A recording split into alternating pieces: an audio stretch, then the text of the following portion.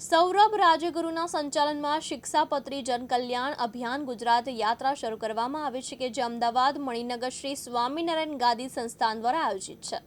આ અભિયાન અંતર્ગત નશાને નકારો જીવનને સ્વીકારો સંદેશાને લોકો સુધી પહોંચાડવા માટે 8 મિનિટનું સ્ટ્રીટ પ્લે રંગભૂમિ રજૂઆત તૈયાર કરવામાં આવે છે।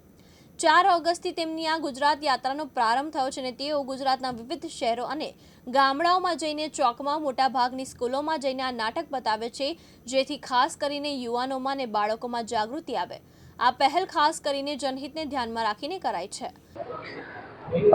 અમે 4 ઓગસ્ટથી આનો પ્રારંભ કર્યું છે। અમારી સંસ્થા એટલે કે મણિનગર સ્વામિનારાયણ ગાદી સંસ્થાનું આયોજન કરી રહ્યું છે। શિક્ષાપત્રીને જ્યારે 200 વર્ષ પૂરા થાય છે તો દ્વિશતાબ્દી મહોત્સવ નિમિત્તે આ વ્યસન મુક્ત અભિયાન અમે ચલાવી રહ્યા છીએ અને જેટલી પણ સ્કૂલમાં અમે જઈ રહ્યા છીએ વેરી ઓનેસ્ટલી ખૂબ સારો પ્રતિસાદ મળી રહ્યો છે। લોકો આવકારી રહ્યા છે, લોકો કહી રહ્યા છે કે આ તમે જે કાર્ય કરી રહ્યા છો ખૂબ સુંદર છે અને ખૂબ જરૂરી છે। તમે અમારી સ્કૂલમાં બી આવો, જે લોકો અમારા વિડીયોઝ જોવે છે તમને સામેથી બોલાવે છે કે આપ અમારી સ્કૂલમાં આવો, અમારી કોલેજમાં આવો। અને હું તો આપના માધ્યમથી બી કહીશ કે કોઈને જો એવું કંઈ લાગતું હોય કે અમારે ત્યાં બી આવવાની જરૂર છે તો અમને બોલાવજો, અમે જરૂરથી આવીશું, કારણ કે અમે આખું ગુજરાત કવર કરવાના છીએ। અત્યારે અમે અમદાવાદના નજીકના બધા વિસ્તાર કરી રહ્યા છીએ કવર। સાણંદ છે, બાવળા છે, વિરમગામ છે, દેત્રોજ છે, વડોદરા છે। એના પછી નવરાત્રી પછી અમે આખી સૌરાષ્ટ્ર ટૂર, કચ્છ ટૂર, પછી ઉત્તર ગુજરાત, પછી મધ્ય ગુજરાત, સુરત, નવસારી, વાપી, પંચમહાલ, સાબરકાંઠા બધું કવર કરવાના છીએ।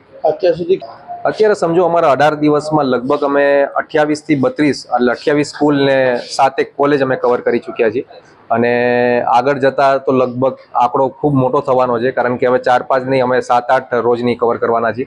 તો આંકડો તો ખૂબ મોટો થશે અને અમે કોશિશ કરી રહ્યા છીએ કે ખાલી કોલેજ અને સ્કૂલ નહીં, અમે ગામો ગામ જઈને અમુક સરપંચોનો કોન્ટેક્ટ કરીને ગામની વચ્ચે પણ જો આ પરફોર્મન્સ થશે, એક નાનકડું સ્કીટ અમે તૈયાર કર્યું છે 8 મિનિટનું।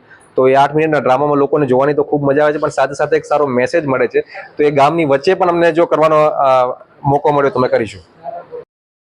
માનવ મહેતા, દિવ્યાંગ ન્યૂઝ, અમદાવાદ।